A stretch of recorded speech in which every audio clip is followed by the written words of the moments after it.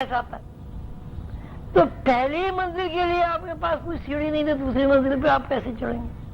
تو اس کا مطلب ہے کہ یہ جو تصور ہے کہ صاحب آسمان کا مطلب ہے 7 منزلیں، عرش کا منزل ہے 8ویں منزل، یہ تصور جو ہے محض فکشن اور مفروضہ ہے، اور شعور چونکہ بہت زیادہ ناتما ہے، بہت زیادہ کمزور ہے، اس لیے شعور کے پاس کوئی چارہ کار نہیں ہے کہ وہ اس طرح بیان کرے آسمانوں کو کہ آپ اسے تسلیم کر لیں۔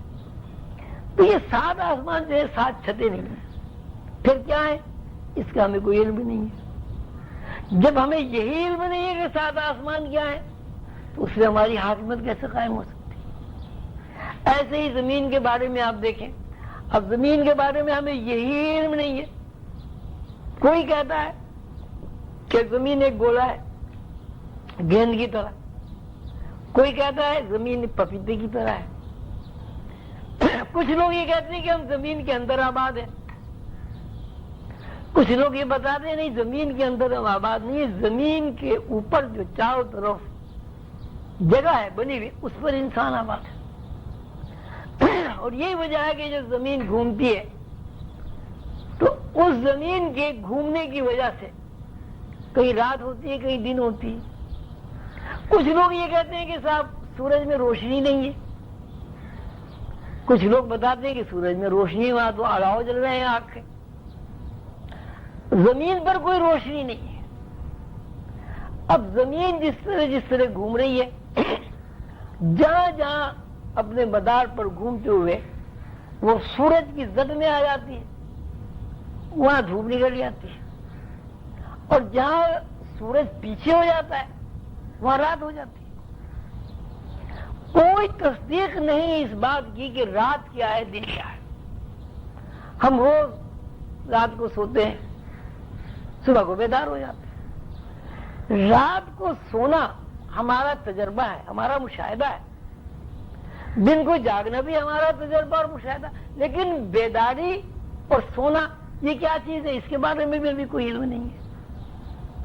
تو اللہ تعالیٰ تو یہ فرماتے ہیں کہ میں نے زمین آسمان دن رات ہر چیز پر تمہیں حاکمیت عطا کر دی ہے، یعنی تمہیں وہ علم عطا کر دیا ہے جس علم کی بنیاد پر تمہاری حاکمیت جو ہے مسلم ہو گئی ہے۔ لیکن ہمیں تو یہ بھی پتا نہیں کہ حاکمیت کیا ہوتی ہے، ہمیں تو یہ بھی علم نہیں ہے کہ اس جسم کو چلانے والی چیز کیا ہے۔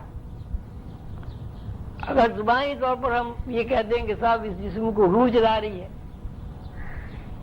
تو یہ بھی کوئی تسلی اور تشفی بخش بات نہیں ہے کہ روح چلا رہی ہے، جب تک کہ روح کے وجود سے آپ کو واقفیت حاصل نہ ہو۔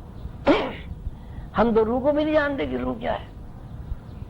تو یہ کہنا کہ انسان اشرف المخلوقات ہے اور اس کا ساری کائنات پر، زمین پر، آسمان پر، آسمانوں کے اندر فرشتوں پر اور دوسرے مقامات جنت دوزخ پر تصرف حاصل ہے، تو یہ بات بالکل زبانی جمع خرچ سے آگے نہیں جاتی۔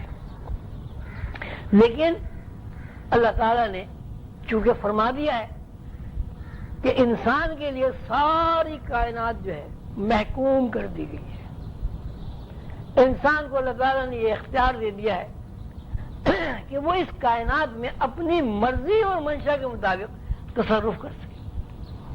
اب چونکہ وہ تصرف نہیں کر سکتا، اس لیے اس کی حیثیت درختوں ہی کی طرح ہے، اس کی حیثیت گھاس پھوسی کی طرح ہے، اس کی حیثیت پرندوں کی طرح ہے کہ جس طرح پرندے درخت دھوپ سے استفادہ کرتے ہیں، اس طرح انسان بھی دھوپ سے استفادہ کرتا ہے۔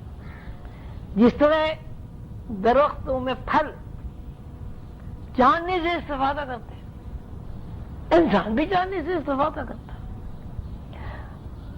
کچھ لوگوں کا کہنا ہے کہ صاحب چاند جو ہے وہ ذیلی ایک سیارہ ہے، چاند کو سورج سے روشنی ملتی ہے۔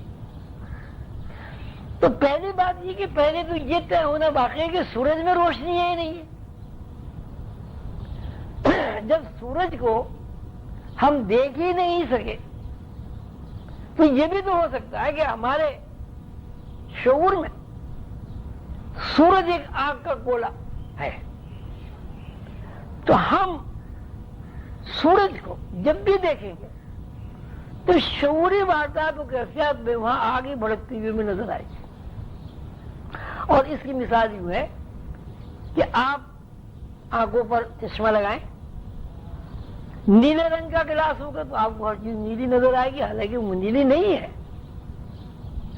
سرخ رنگ کا گلاس آپ آنکھوں پر لگا دیں تو ہر چیز آپ کو سرخ نظر آئے گی، درخت بھی سرخ نظر آئیں گے، اس کا پھل بھی، کبوتر، ہر چیز آپ کو سرخ نظر آئے گی۔ لیکن جب آپ وہ چشمہ اتار کے رکھ دیں گے تو اس کا رنگ سرخ نہیں ہوگا۔ تو جب ہم اینک لگانے کے بعد ایک مادی چیز کو اس میڈیم بناتے ہیں اور اس میڈیم کی وجہ سے ہر چیز ہمیں اس رنگ کے مطابق نظر آتی ہے، تو اس کو ہم یہ نہیں کہہ سکتے کہ یہ رنگ سرخ ہے، اس لیے کہ وہ سرخ رنگ اسی وقت ہمیں نظر آ رہا ہے جب ہم نے سرخ رنگ کا چشمہ لگایا۔ تو یہی سورج کی بھی ہو سکتی ہے۔ اب جسے روحانی لوگ یہ بتاتے ہیں کہ سورج میں روشنی نہیں ہے، چاند کے بارے میں بتاتے ہیں کہ چاند میں اپنی ذاتی کوئی روشنی نہیں ہے، چاند کے اندر ایسی کچھ دھاتیں ہیں کہ وہ دھاتیں جو ہیں وہ اس روشنی سے جو سورج کے لیے روشنی بن رہی ہے چارج ہو جاتے ہیں۔ مرکری اس میں زیادہ ہے اور دوسری چیزیں بھی اس میں گیسز زیادہ ہیں، اور جب وہ چارج ہو جاتے ہیں تو وہ چمکنے لگتے ہیں، ان پہ کوئی لائٹ پڑتی ہے تو وہ چمکنے لگتے ہیں۔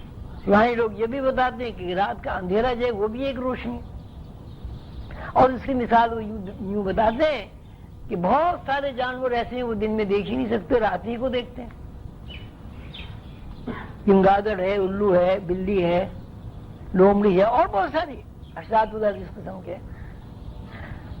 تو اس کا مطلب یہ ہوا کہ ہم نہ تو سورج سے واقف ہیں، نہ چاند سے واقف ہیں، نہ آسمانوں سے واقف